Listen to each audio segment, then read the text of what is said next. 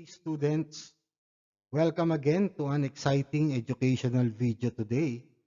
This is Dr. Luisito Masanga at your service. Shout out and thank you very much to those students from Luzon, Visayas, and Mindanao who are faithfully and consistently watching my educational video. To these students, a warm round of applause to all of you. Mabuhay.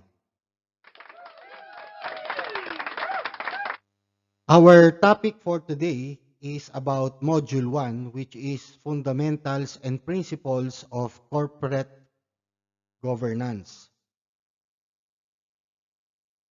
And the main course is about corporate governance and social responsibility. Our learning outcomes for today, at the end of the tutorial video, students will be able to identify the true definition of what is corporate governance. Secondly, students will understand what are the fundamental principles underlying corporate governance and social responsibility, and some basic examples. Let us proceed. Let us try to discuss what are the benefits of corporate governance. You know, guys, in this tough market, corporate governance in companies has increasingly become more important and influential on its success rates and longevity. Why? Because, you know, this corporate governance is about management best practices. Actually, for business to actually have a good relationship with customers and their investors, it is essential that it makes use of good management practices. This kind of attitude in itself significantly improve its corporate image or brand image, a benefit that may be paved the way for funding through credit and contributions. If let's take for example San Miguel Corporation, PLDT, Meralco, Smart Globe, these are multinational companies that try to improve and maintain what are best management practices so that they could satisfy their customers, their investors, and their stakeholders. If they want to make credit to financial institutions and you have a positive corporate image and these lending companies knows your positive corporate governance, and then they will be allowed to make loans, no? Corporate reputation. And another important point is that since this credibility is directly linked to the degree of reliability of a company, their inclusion trends to make customers more comfortable, which makes the environment more conducive to business. Look at San Miguel Corporation. This company is more than 25 years old and still maintain their reputation and still maintain the maturity stage of the product life cycle. Why? Because they have a good rapport to their customer, internal employees, suppliers, the government, community, because of their best practices in terms of corporate governance. So, these good management practices capable of creating such benefits are directly linked to corporate governance in companies. So, that is the degree of reliability and decision making, good management practices. So, because of this corporate governance best practices, these companies can maintain no their maturity stage inside the product life cycle, and the customers, their stakeholders, create loyalty to the brand. So these are the benefits of corporate governance. Let us try to understand and comprehend what is corporate governance. Corporate governance is the set of policies, rules, regulations, way of practicing their management, the culture, and internal regulations that guide the management of a company, starting from top management to middle to lower management, and with the purpose of making it more transparent and efficient inside the organization. Not only efficient, but also the effectiveness. So this is corporate governance. It's really a clear-cut guidelines on the policies, the rules, the culture of the company, and their, intrinsic regulation. That is the basis of top management and middle management to make and decide that is according to their management perspective. And now, what is the goal of corporate governance? The goal of corporate governance in various companies is to optimize their management and grant more transparency to the decisions made by the management team. This enables the business employees, customers, investors, and financial institutions to understand them more easily. So this is the goal of corporate governance. Especially those companies that are with harmonious relationship with management and their employees. There's no labor dispute. That is an effective corporate governance. Employees benefits and wages, no, following and giving safety and health policies to the company. All right. Let us discuss fundamental principles underlying corporate governance. One basic principle is transparency. What is this transparency? Transparency is like creating channels to impart information about the decisions of management, about activities, and what are the results, whether it's a success or not. The company is able to keep employees informed, which increases the feeling of engagement. Not only employees, but also clients and investors. So that is transparency. No?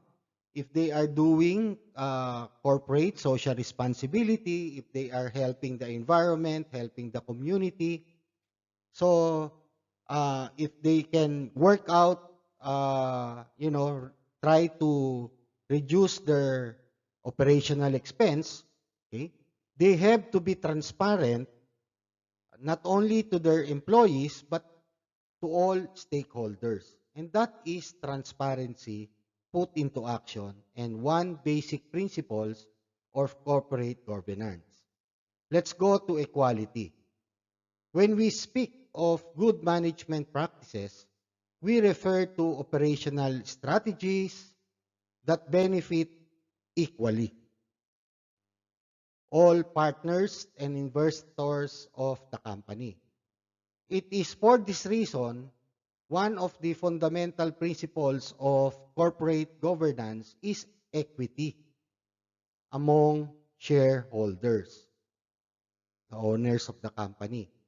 If it is not properly performed, the business image may be tarnished, which jeopardizes its relationship with partners, investors, financial institutions, and even with customers. In addition, best practices in this area can lead to lawsuits, which would further undermine the company's reputation. Because of this, it is critical that decisions made by the business management benefit its entire members as a whole. So that is equality, no? So here you can see a comparative photo of equality and equity. All right. So let's discuss about the third principle, which is social responsibility. No? What is this? There are growing number of managers who understand the importance of their company regarding social issues. Like, for example, poverty, education, drug abuse, gender inequality, air pollution, environmental issues. These are social issues and are adopting policies that are in parallel with these social issues. It is important to emphasize that this process should begin internally, creating an environment that is appropriate for the company's employees to perform their duties.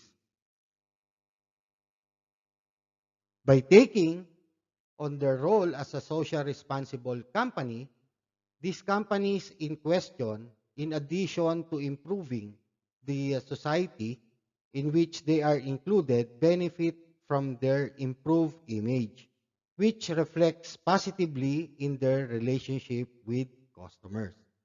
You know, guys, when a company does a corporate social responsibility, it involves the economy, it involves the social, and it involves the environment.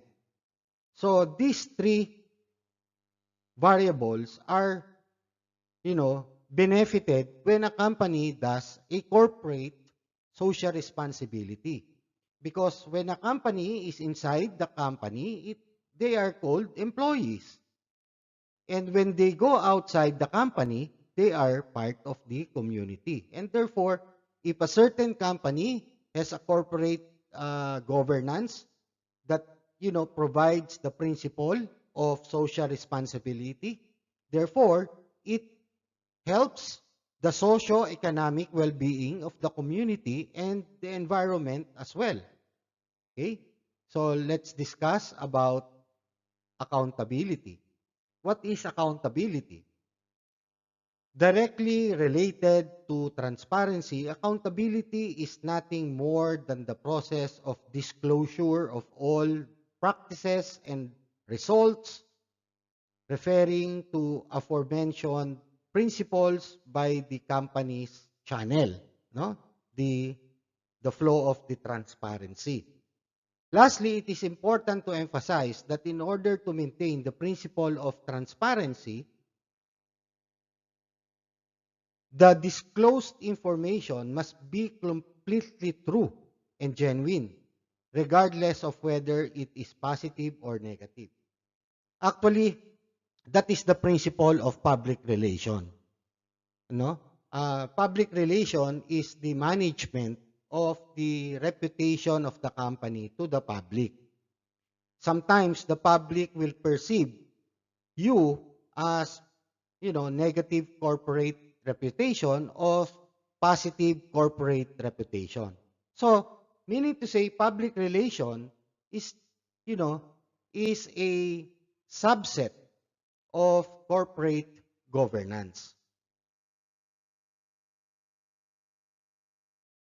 There are, three suggested steps in implementing corporate governance in companies. Number one is hierarchy. You know what is hierarchy? From top management to middle management to lower management and to the staff employees. In order for an organization to be able to operate in a very systematic way, making decisions quickly and adapting more easily to market changes, it needs competent leadership. If the company does not count on this leadership, it will be, hard to grow. Therefore, the first step in the implementation of corporate governance is to elect the team of controllers responsible for managing the business. No? There is CEO, there is CIO, there is COO, there is CFO, there is Chief Sales and Marketing Officer. So it is up to this team to establish the task of employees, the direction of the company, and the priorities in its operational strategy. So number one is the leadership or hierarchy. Number two is the board. Who is the board? The owners of the company, the board of directors, the shareholders. The hierarchy established in the company must be respected, but it does not have absolute powers. Meaning to say, the leadership is just an agency of the board of directors. No? They are used as an agency to perform the task of maximizing shareholders' wealth. So it should be accompanied by a board, no?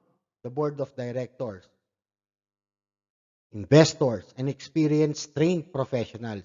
Its purpose is to monitor the operation of the management team. This is the agency of the board, no? Okay? And assist in the decisions. Very clear, no? This top management, chief, middle management, and bottom management are just the agency of the board and the owners of the company. And of course, there should be a venue for the discussion and meeting of the mind, which is called number three, the meetings. The deliberation between the company's management and the advisory board, should occur in meetings in order for the performance of managers to be evaluated and strategies if according to plan. It is important that such events take place frequently, sometimes monthly, sometimes semi-annual, right? Among people with skills and experience, this is the time to exchange information, discuss the company's future and growth based on reliable reports, and make decisions that will define the operation or marching order of the business. So respecting the principle of equity, the voice of all partners, investors, employees should be heard in meetings. Finally, it is worth mentioning that all matters discussed during the event must be duly recorded in the minutes of the meeting. Although the implementation of corporate governance in companies is a complex process, the results obtained by it tend to compensate the hard work with the optimization in the business management.